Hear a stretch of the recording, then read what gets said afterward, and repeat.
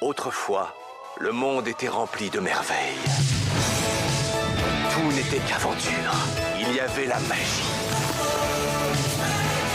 Mais elle n'était pas facile à maîtriser.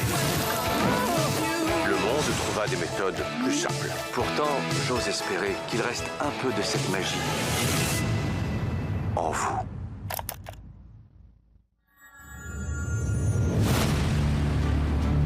Votre père tenait à ce que je vous le donne une fois que vous auriez tous les deux passé vos 16 ans. C'est un bâton de magicien. Papa était magicien. Quoi?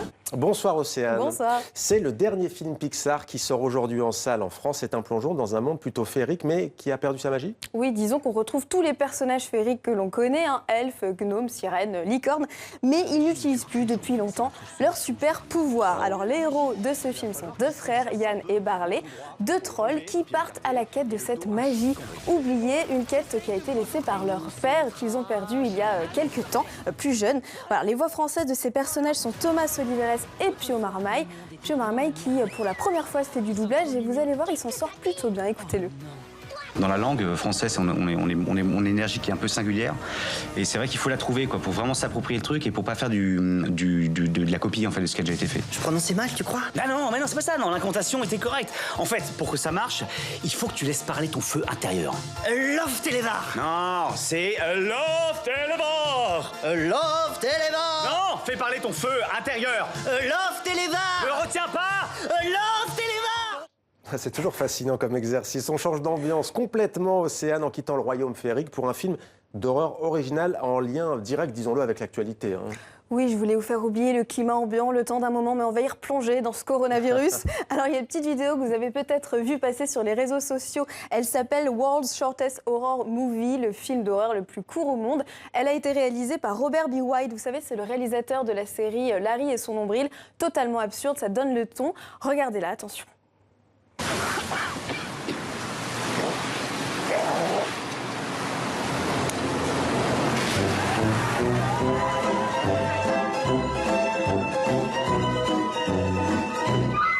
Voilà, elle dure 10 secondes, mais c'est efficace. On a envie de se cacher tout de suite. Ouais, en tout cas, un film qui prouve bien, Océane, que ce coronavirus est au cœur de toutes les discussions un peu partout dans le monde. Il y a même eu un regain d'intérêt pour des livres, c'est ça, et des films qui parlent de virus, d'épidémie. Oui, exactement, c'est assez fou, et notamment le livre d'Albert Camus, La peste. Vous savez, celui qui met en scène l'apparition d'une épidémie dans la ville d'Oran, en Algérie à l'époque. Eh bien, c'est devenu un best-seller en Italie. Sur le site italien de vente en ligne IBS, l'ouvrage est passé de la 71e place à la 3e. L'Italie, qui est le pays européen le plus touché par le coronavirus. Et en France aussi, l'engouement est un peu moindre, mais tout de même, regardez ce graphique qui est sorti par Edistat.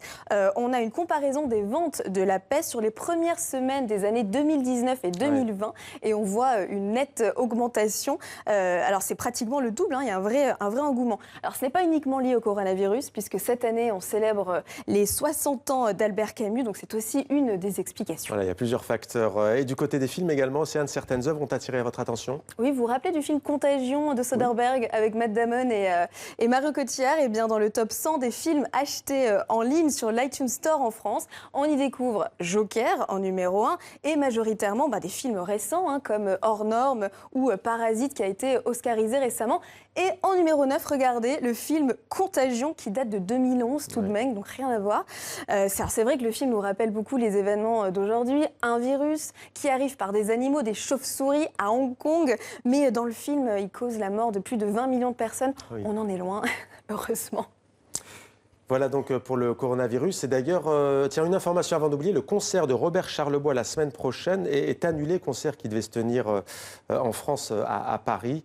Il est donc annulé. On continue donc cette chronique Océane avec des nouvelles peut-être du musée du Louvre. Oui, tout à fait. Alors, ça faisait 3 jours qu'il était fermé en cause de la crise du coronavirus. Toujours, le personnel du musée avait invoqué leur droit de retrait, évoquant dans un communiqué des inquiétudes légitimes face au coronavirus. Alors, depuis, ils ont obtenu des nouvelles mesures, notamment la distribution de solutions hydroalcooliques pour tout le monde. On rappelle, le musée du Louvre est le musée le plus visité au monde.